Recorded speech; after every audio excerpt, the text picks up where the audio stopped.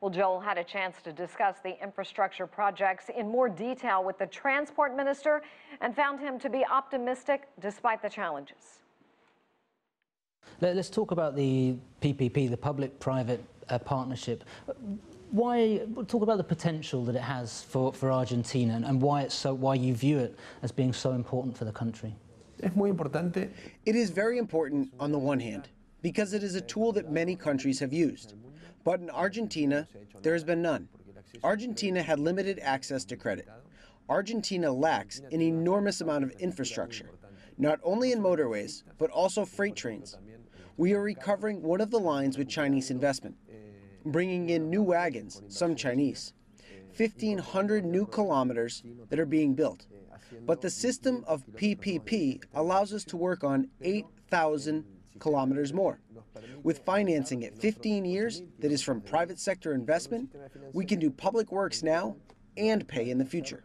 On PPP, obviously many countries around the world have tried this, and many reports from the IMF, from audits that the European Union have done, have found problems with it, with prices rising more than were projected, more of a burden on the government and inefficiency as well. So how are you, with seeing those experiences, how are you able to translate that into Argentina and to avoid those kind of problems? We have studied many cases. Most are successful. Often the comparison of costs are with countries that have cheaper finance and lower risk countries. In Argentina, unfortunately, we still have a high rate, so the difference of costs of PPP compared to finance that the government takes is marginal. But we developed the capacity for investment.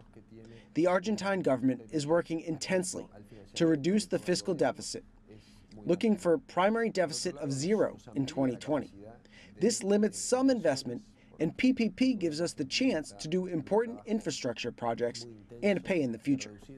You talked about assuring people to have confidence in Argentina, but there are still many problems with the economy. Inflation is still very high. You mentioned closing the fiscal deficit. So how have you been able to attract the level of interest that you have for these major projects? It is true that Argentina is in a process of transformation, and it is true that there are issues to resolve, like inflation and lowering the fiscal deficit. But Argentina has generated confidence in these 2 years, and the result of this, in that in the last round of PPP, we had offers from Portugal, Italy, Brazil, China, Spain, Colombia, and other countries.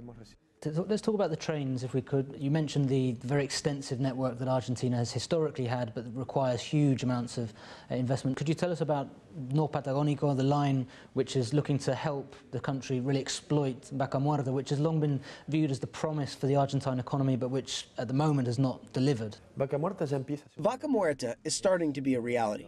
It is one of the sectors in our economy with a high potential. Unfortunately, due to previous errors, it was not developed, but now it is receiving investment.